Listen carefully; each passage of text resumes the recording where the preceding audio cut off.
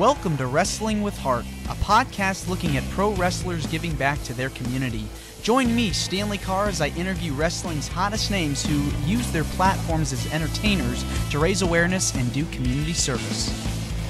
Hello there, and welcome to another edition of Wrestling with Heart. This is the show where we talk with professional wrestlers and professional wrestling personalities about their lives in and outside of the ring, as well as doing acts of charity and community service and just positivity. I mean, that's what we preach here on the show, is positivity and kindness and inspirational stories and messages. And with me today, I've got a very special guest.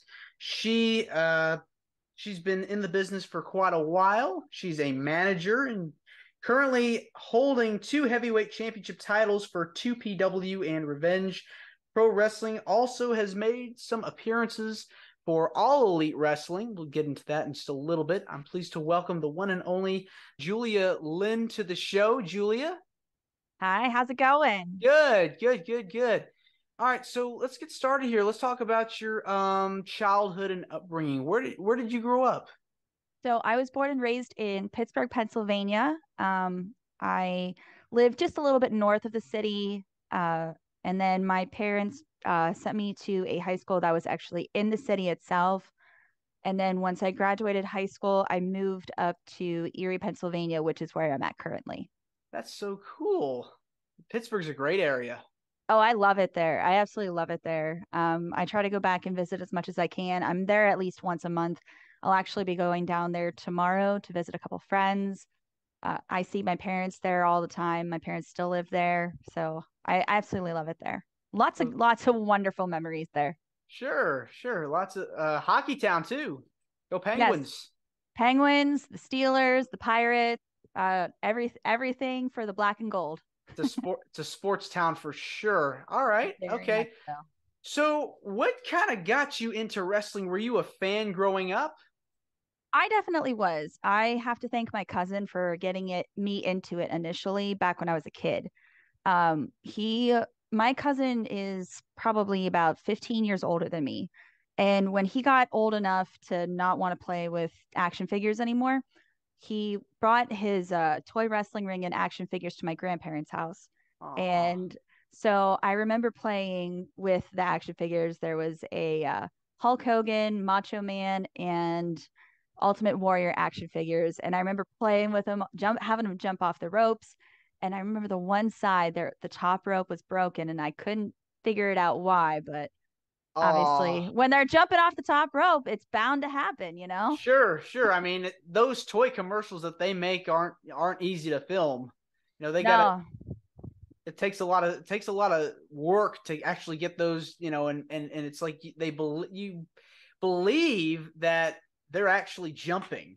Oh, that ring is like, you know, elastic band, you know, it's not like the real deal, you know. That stuff can easily break right away.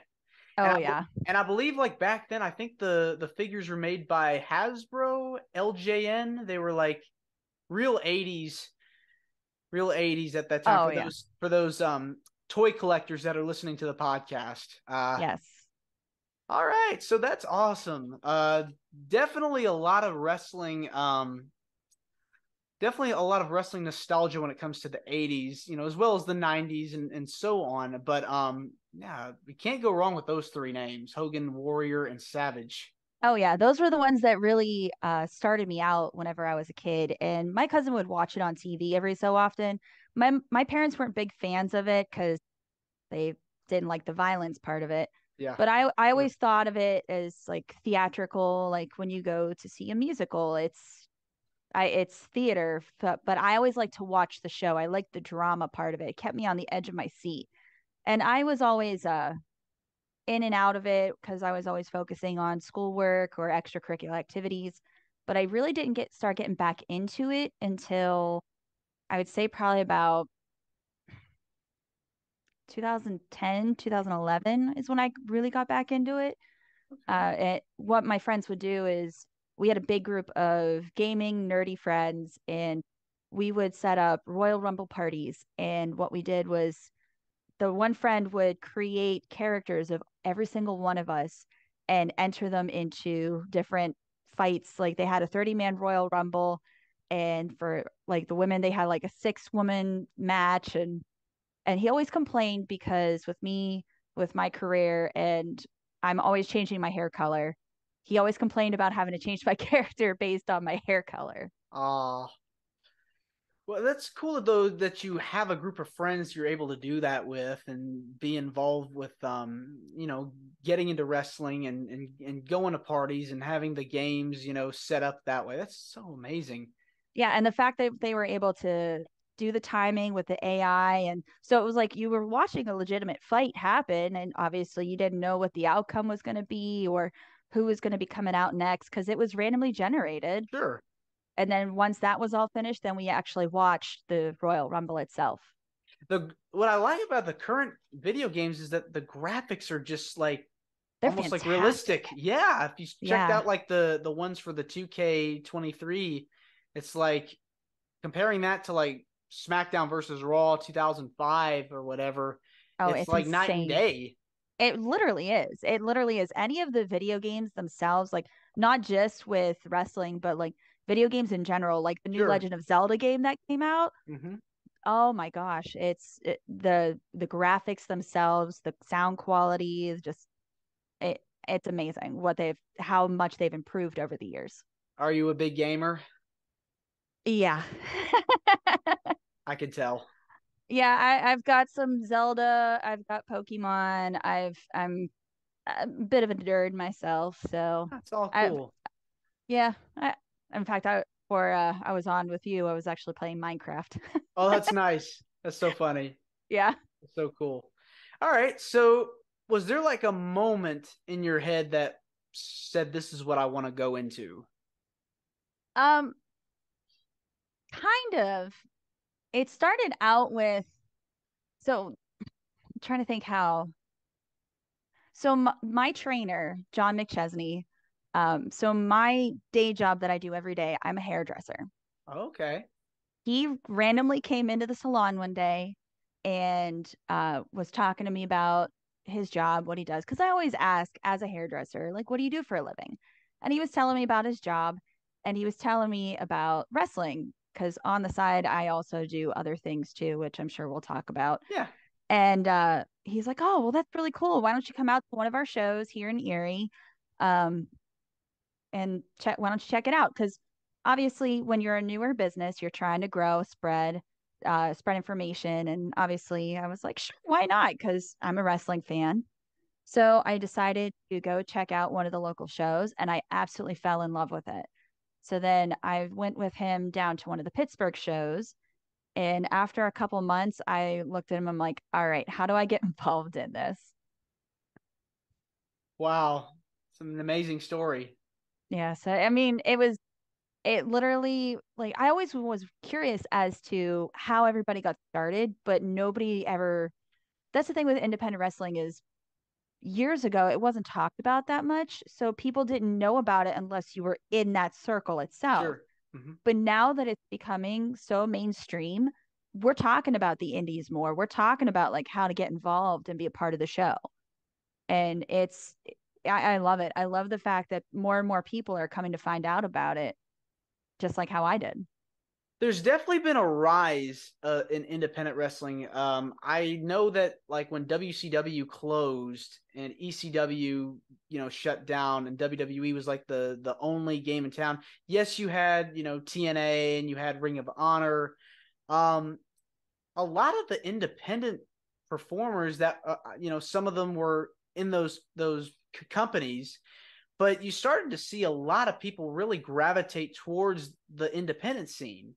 And then Oh yeah. once towards like the late 2000s into the 2010s, you started seeing like names like Daniel Bryan, names like AJ Styles or Seth Rollins. I guess that'd probably be a better one. AJ Styles was in TNA, but Seth Rollins and Daniel Bryan, Bryan Danielson. You started hearing more about those guys, and a lot of people were kind of paying attention to what they were doing before they made it to WWE.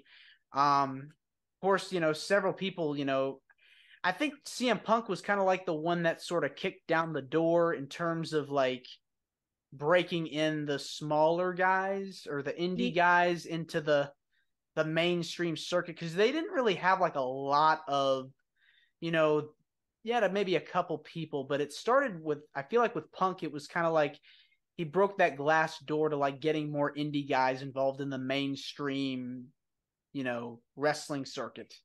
Yeah, I know with the one Pittsburgh company that I work with, IWC, the International Wrestling Cartel, uh, I know a lot of those guys they've been around for, this will be, oh, see, this past March, I think was 23 years that that company has been around. Wow.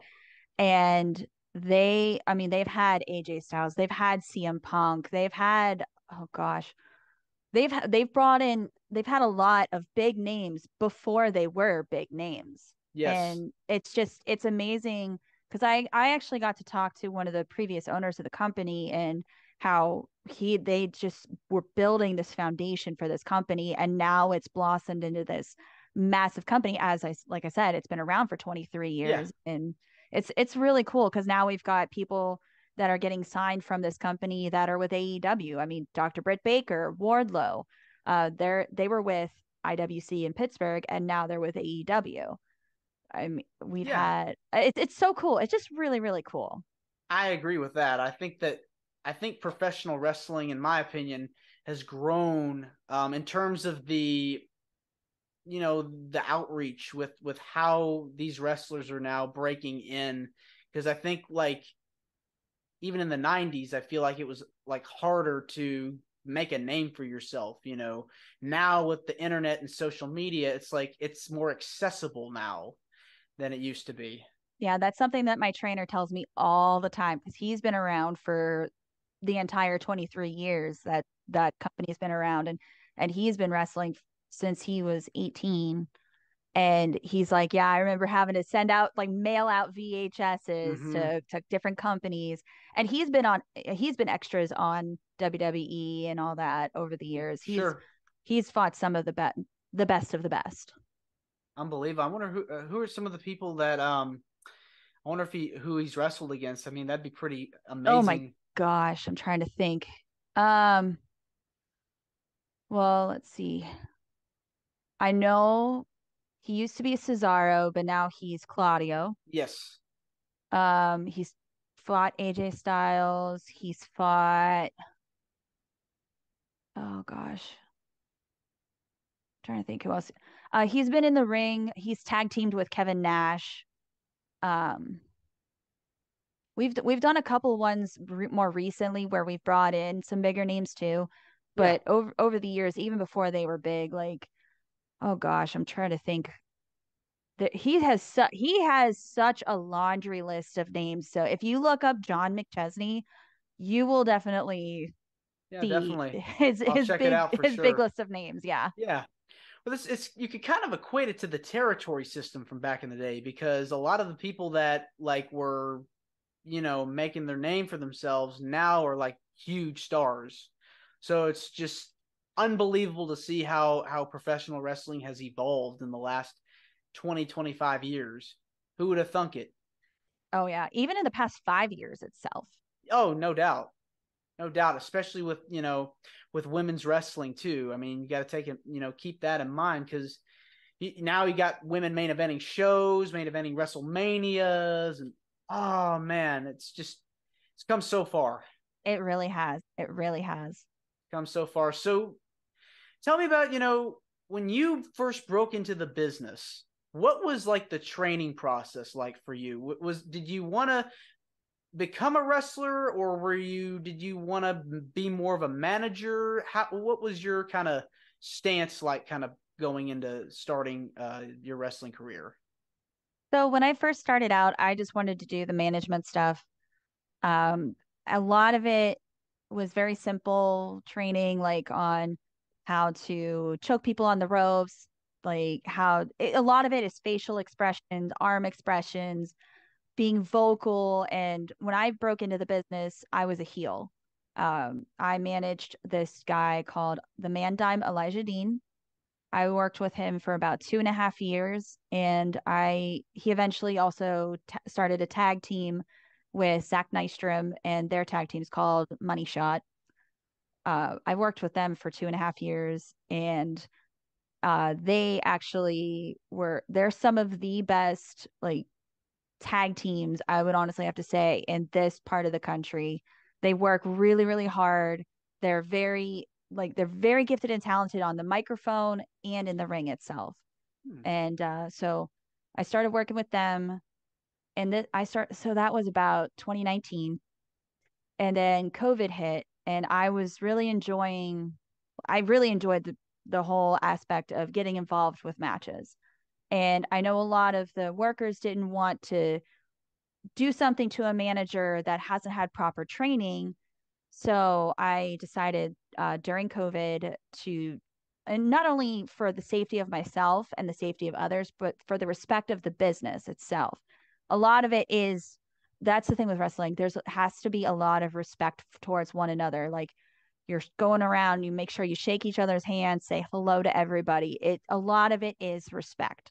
Yes. And that was one of the big, big things for me, was I wanted to respect the business in addition to wanting to be a part of it. So Right. I went and got some training, how to give some moves, how to take some moves. And John has been an absolute lifesaver. We would randomly drive out to a ring out in Cleveland where our buddy Matt Roby has a ring, and he's been doing some work with CYN and EC3. So he's been working with him a lot too. And but over COVID, they taught me how to do a lot of chain wrestling, how to do a lot more bigger moves. So now I'm a manager that does Hurricane Ranas a lot. It's So little by little, it is. you're moving up the ladder. But that's just so cool. I feel like a manager is like one of the most entertaining parts of the show. Like, even more so, not just the wrestlers, but the managers, like the kind of what keeps the wrestler kind of together. It definitely it's a adds. massive part. Yeah, it adds an extra flavor to the match itself. Like, let's see, last week at 2PW, when because I managed not only John, I managed another guy, Anthony Young, and it was for a different title. And I got involved because there was one point where one of the other guys was trying to prevent my guy from winning, and I'm like, hey, that's not cool. So I pulled his hair, then he pulled my hair, and we got in a literal cat fight, Oh rolled yeah. into the ring. And I mean, we're just like yanking at each other's hair. So not only is it fun just being on the outside of the ring, but it's a lot of fun being involved in the matches itself. It adds a whole nother layer to the match itself. No doubt about that. Tell me, when you're managing, when you're going in and you're trying to learn how to take on this role, like, who are like some of your influences as far as managers or valets? Like, what kind of stuff did you get influenced by? So I did a lot of tape studying over COVID because I was out of work for 3 months. I I was like, or I asked a lot of vets, who should I study? Who should I study? So there was a lot of Sensational Sherry. There was Miss Elizabeth, Woman, Francine, Sunny. I think who else? Those were the main ones. Once in a while, I would just randomly watch what was on TV in the moment, but those ones, like the sassiness and like the fierceness of Sensational Sherry, where she doesn't give crap, doesn't take crap, is No. not afraid to get involved, not afraid to get her hands messy. But yet with Miss Elizabeth, you've got the sweetness, the elegant, and then with Sunny, you've got the sexiness. Like, so I wanted to take a little bit from each person and kind of create my own character based Sure. off of all the women I've watched over the years. I love that because, like, I like how you described it with Sherry and Miss Elizabeth. There's like this yin and yang thing going on. So it's just finding that niche, finding that lane to kind of sit in and just stay in, so that you kind of have like your own, your personality just shines through. That's kudos to you for being able to do that. And Thank you. yeah, okay. So is there a chance that we'll kind of see you in the ring next? So I did get involved last weekend here in Erie. We had a little community days for one of the little towns here in Erie, and they set up like a small little show for wrestling. And I was managing my trainer and his tag team partner, Aaron Draven, who's also here in Erie. We got involved a little bit as managers, and management for the company said, okay, so you two managers want to get involved. This is turning into a 3-on-3. So I did get involved in a match itself. I technically have my first match under my belt, and it was a victory. I speared him, and then I got to pin him. So I do have one win under my own belt. Uh, but we'll get there. We'll get there. Yes. Oh yeah. That's exciting. That's really awesome. Now you had like a cameo with AEW recently. Tell me about that experience. So when AEW was in Pittsburgh, not the last time, but the time before, Jade Cargill was defending her TBS title. And so every so often, every show, she would put a shout out on Twitter that she needed girls from the local areas to be her baddies. And there was me, and there was one other girl who's actually one of the independent wrestlers that's his wife. So she and I were the baddies for Jade Cargill. And then trying to think who were the other two. I think it was Kira Hogan and Red Velvet were the other two baddies that were with us. And one of the funny cameos that they had us do was, so obviously Kira and Red Velvet were like attacking and everything, and then me and the other baddie, Ashley, we were just throwing popcorn at her. And then anytime Jade would come by, we'd be fanning her, cooling her off, giving her some love. But the funny part was the fact that we're literally just throwing popcorn at her. That is It, funny. it was absolutely hilarious. And it was quite the mess to clean up for them, but they wanted us to do it. So Yeah. Got to do what the boss says. exactly. I'm never going to complain about a time they tell us to throw popcorn. No. I mean, when you're in an environment like AEW, that's a much different like place to be around than being, for your independent promotion. What were some of like the things you noticed when you were walking into the arena that night? Um, for me, I mean, anytime I go to a show, I always love the electricity that is within the building itself. Um, all the fans, like because we were dressed a certain way, they could kind of tell that we were the baddie section. And we were also escorted around away from the fans and placed in a certain area. Mm-hmm. So people would come up to us and want to take pictures with us, which I mean, I'm used to that with wrestling anyways in the indies, but it was just the energy was different. And the fact that my mindset of the fact that I'm going to an AEW show, but I'm working. So it's like I had to go from fun mode to work mode when it came to the cameras being on us. Mm. Yeah, I mean that's so cool, that mainstream exposure. You just never know where that can lead. Mm-hmm. What is like your ultimate goal in professional wrestling? To be honest, I say the sky's the limit, and I absolutely love everything that I'm doing right now, and I'm not going to get my hopes up, but I'm going to keep pushing forward. And if I get signed, I get signed. And that's fantastic. If I don't get signed, I'm still having a blast on the indies. I'm still going out and having fun. I'm still making a difference in everybody's lives. I just want to be a positive influence for people that want to get in the business and want to make a positive change in their life. So I'm already doing it, and I Yeah. absolutely love it. Whether I get a contract or not, I still love what I'm doing. I love that attitude, and you're judging by, what I've seen, based on what I've seen, you're killing it. So keep up the good work. Thank you. That's awesome. You're welcome. You're welcome.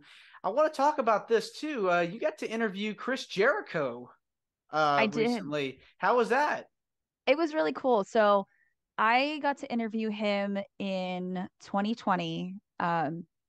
So whenever everything was shut down, there was this uh, publication company called Dream Starters Publication. They decided to launch a magazine. They had a bunch of women that were teamed up with a lingerie company, which is who I also was working with. And I modeled their underwear for them. So I do modeling on the side too. Mm-hmm. They had planned to put a magazine out of all these models. And so so I had reached out saying, yeah, I would love to be a part of this. And the publisher had seen a lot of my Instagram, which has a ton of my wrestling. And he's like, I didn't know you're a wrestler. That's super cool. So I got to they did an article about me with my management stuff. And then I posted it on my Twitter. And actually, that's how Chris Jericho and I um, met, was through Twitter, because he saw the publication of the magazine and he thought it was super cool because there was an article about him, because the magazine was called Rockstar's Dream Magazine. Mm-hmm. Yep. Living the rock star's life, rock and roll, beautiful women, entertainment. The publisher is also a huge Chris Jericho fan and is basically like designing that off of his lifestyle, but making it his own thing. Right.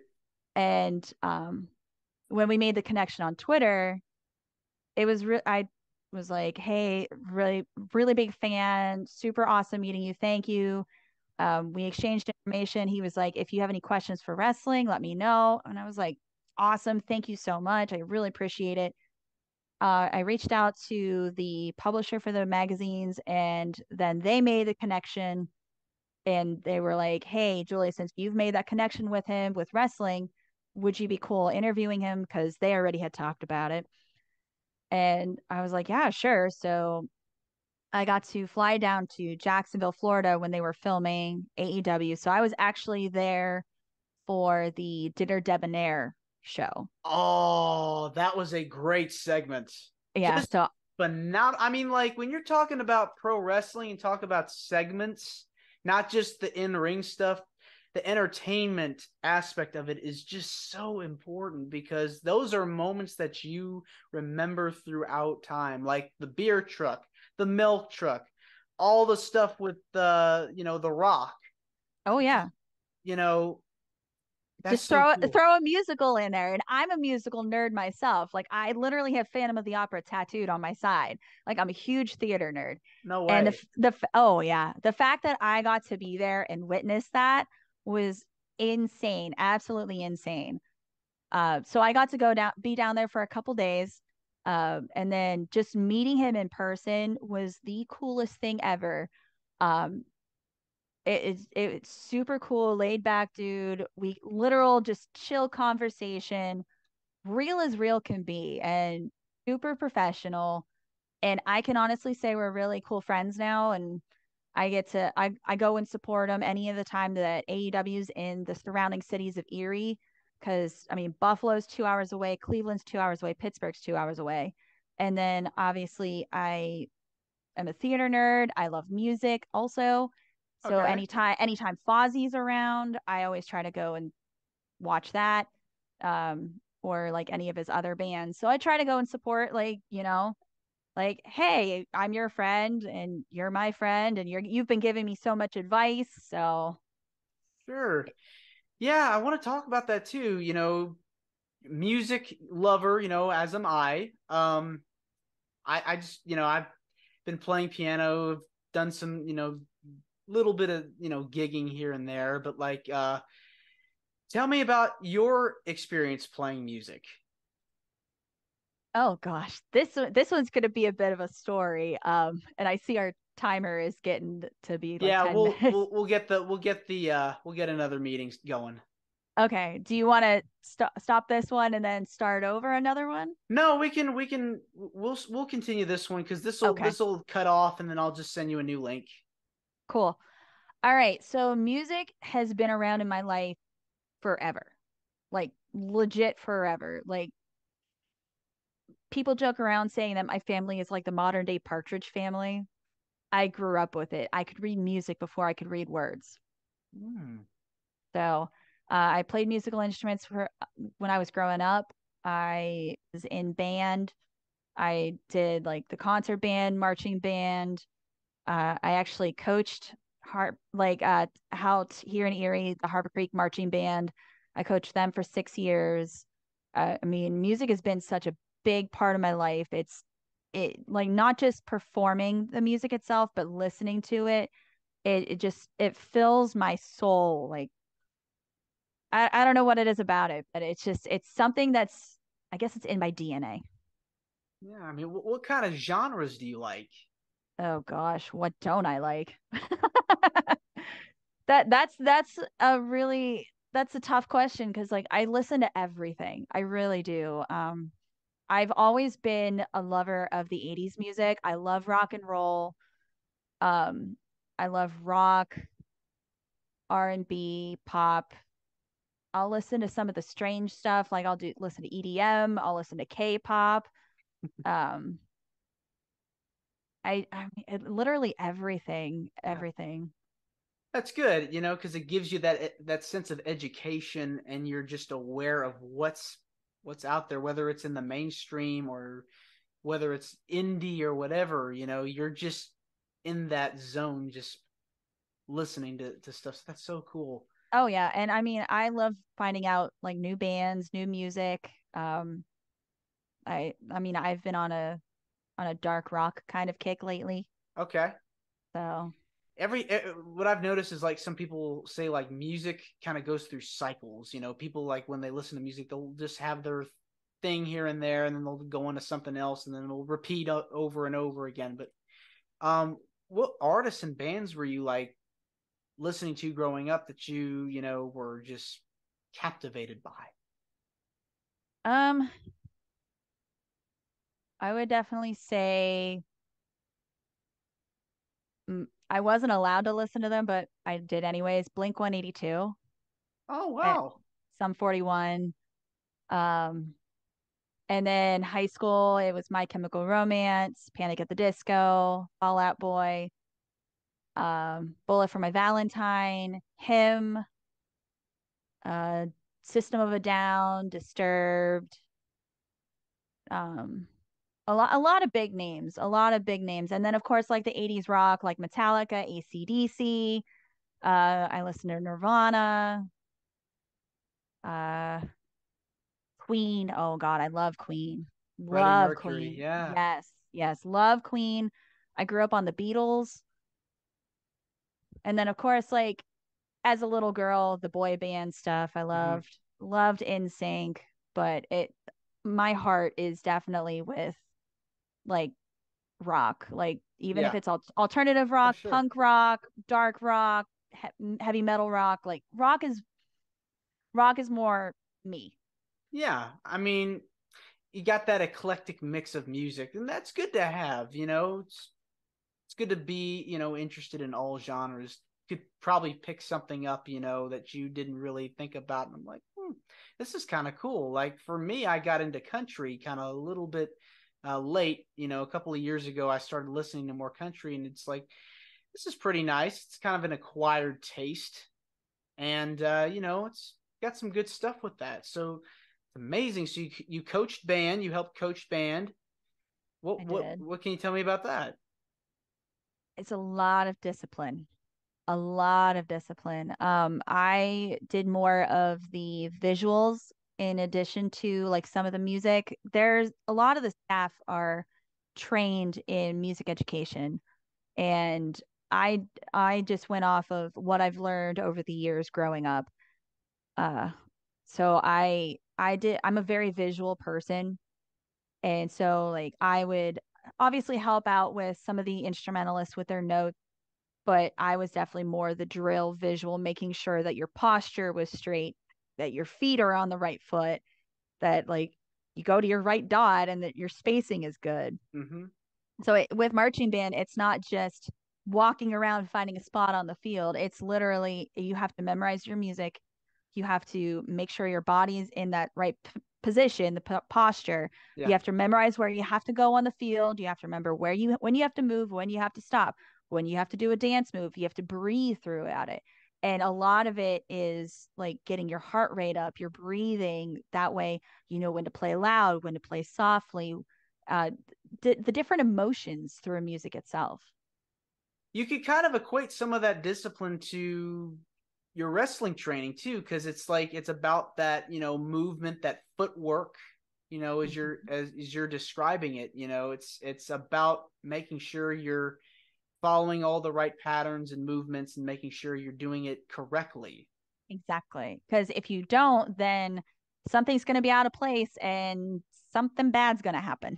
Oh, sure. It's like the domino effect. When one goes down, the all of them will go down with it. So you just got to be in like, all in one motion. Yes. Yes. All in, okay. That's great, man. That's awesome. So let's kind of switch gears now, and we got a few minutes left on this meeting, and we'll talk more about it on the next one. You've done a lot of charity and volunteer work over the years. Tell me about some of the organizations that you've worked with. Well, one of the big ones was the high school marching band, where I did a lot of work with that.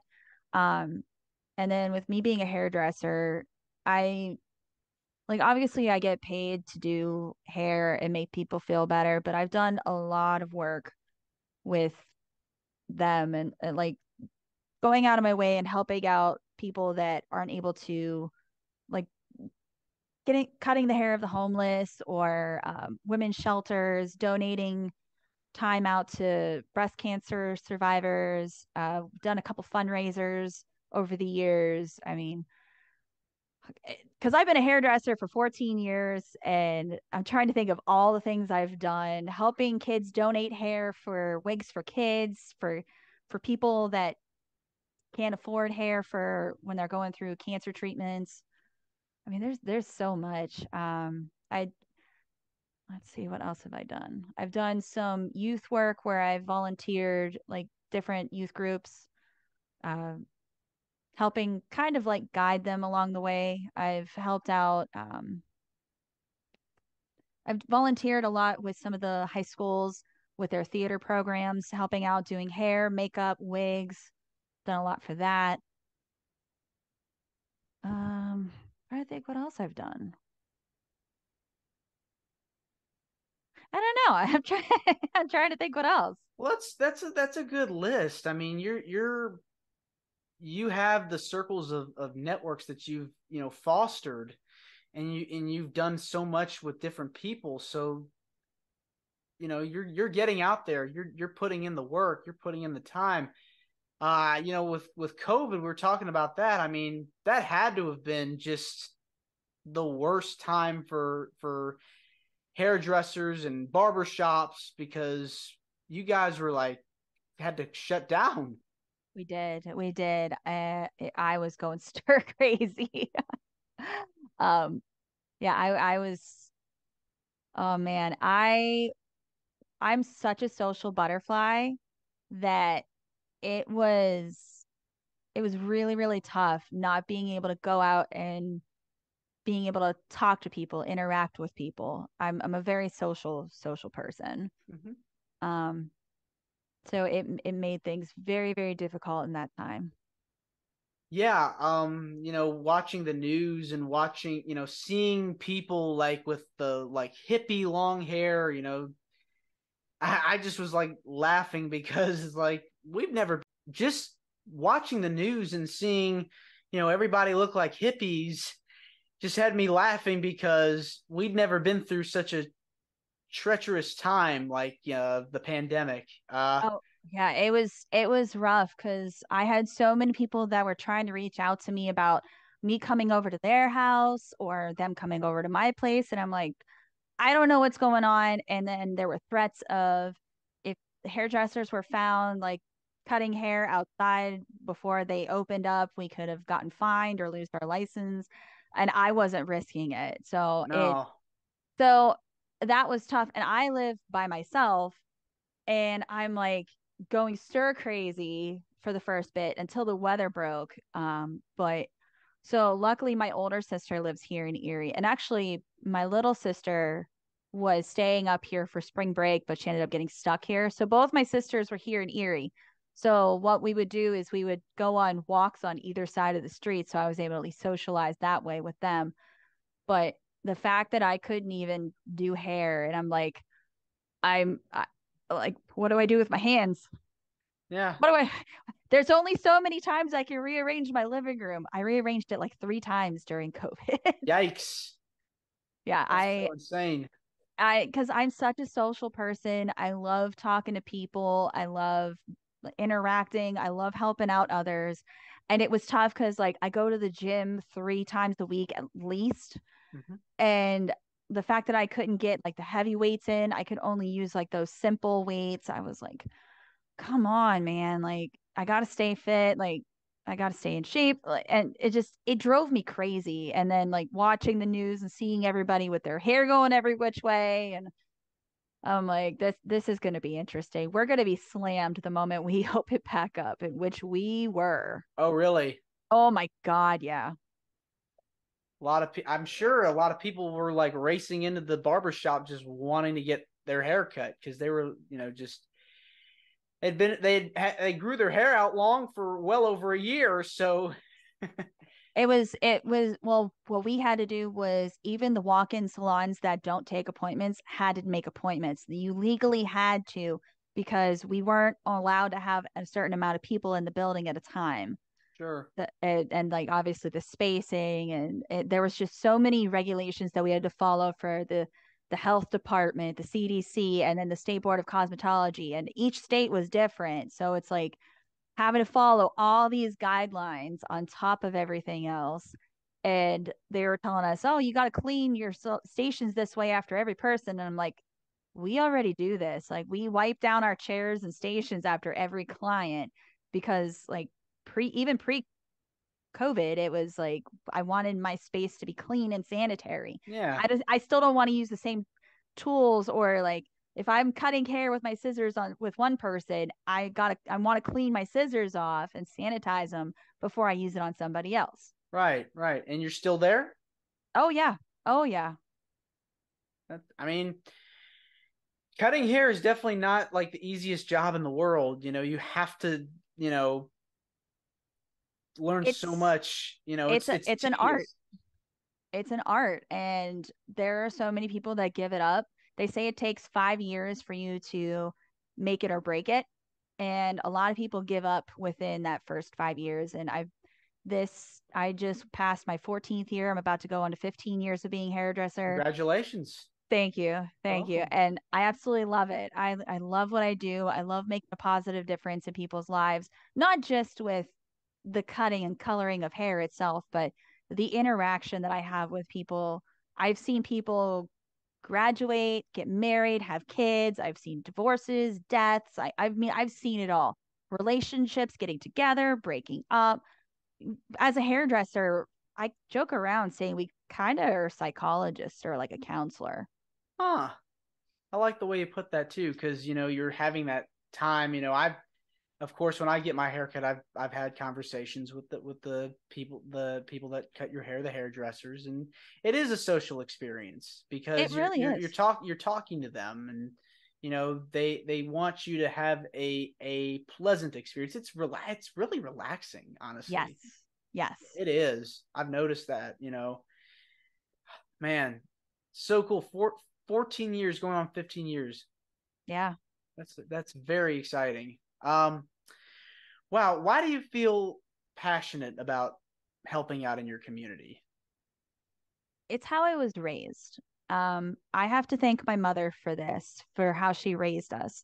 My mom's sister, she, ever since I was a little kid, she had a stroke.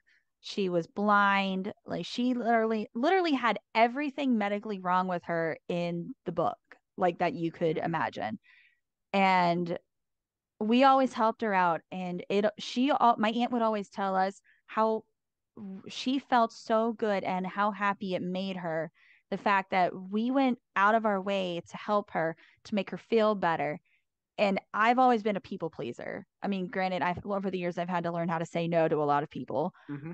but I've always gotten satisfaction out of helping others and seeing them go from being so sad to being so happy in just 5 minutes of me giving them my attention and trying to basically take that weight off of their shoulders, and for me to let them know I understand, I'm listening to you, I hear what you're saying, and I'm validating you, that you're allowed to have these feelings, allowed to have these thoughts. And it's just, it's always made me happy to see them become so happy in that moment. I always say my goal is for every single person that sits in my chair, I want to make them smile or laugh, because that can literally change somebody's day. You never know if somebody is so depressed and on the edge of doing something bad, and then you being kind to them and trying to let them know that you are here, that you're listening to them, that can make a difference in the world. Any fun stories you care to share about some of the experiences you've had with customers? I have a crazy one. Oh, okay. I've got a crazy one. So I had a guy come in, he wanted his hair colored, and he was telling me all these ridiculous stories, but the one thing that stood out to me was he said that Taylor Swift stole his identity. Oh man. And I'm Wow. like, okay, how so? And he's telling me that he has this place out in New York, and it's like a row house. And what she and her friend would do is they'd break into the attic and crawl over to his space and spy on him. And I'm like, what is this guy talking about? Then he proceeds to pull out two sets of credit cards, one with his name, one with Taylor Swift's name. And I'm like, what is going on? You're And then just he tries shocked. and then he's trying to pay with this card that says Taylor Swift on it. Now, obviously, I think it's all fake, but I'm like, no, I can't accept the ones with that name because I know you have this card with your name, so you have to pay with that. And I'm just like, the fact that you're trying to pay with a card with somebody else's name on it, that seems kind of fishy. And then the stories that you're telling me regards to this, like she saw that you had a leopard skin rug and Katy Perry was hanging out with Taylor Swift, and that's how she got the eye of the tiger thing, or a quote on her one song, or that he was eating powdered donuts and she decided to write a lyric to make fun of him. I'm like, Ah, it is so stupid. It's oh so man. stupid.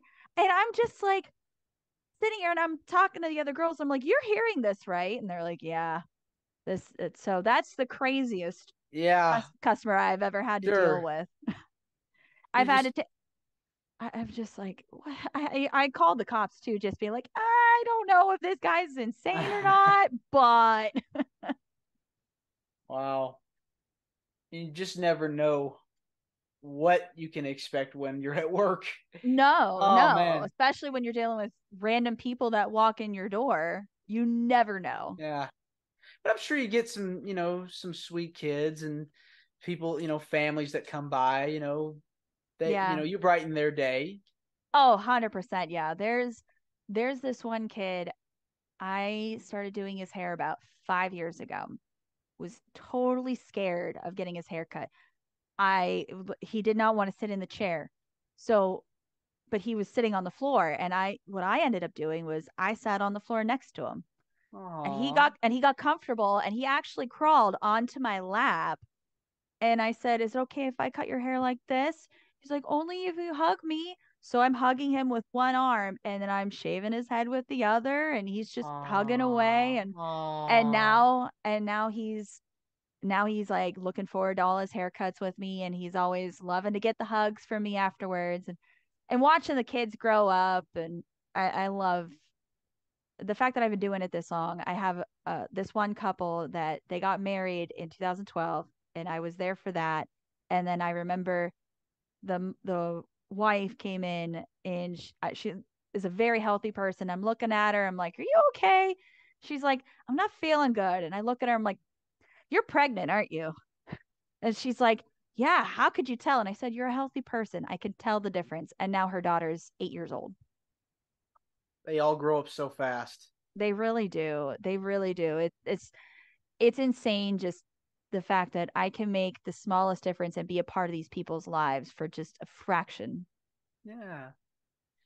Well, that's so cool. You're paying it forward, and you've just told some great stories. I just want to say, Julia, thank you for coming on Wrestling with Heart. Is there any where can people find you on social media?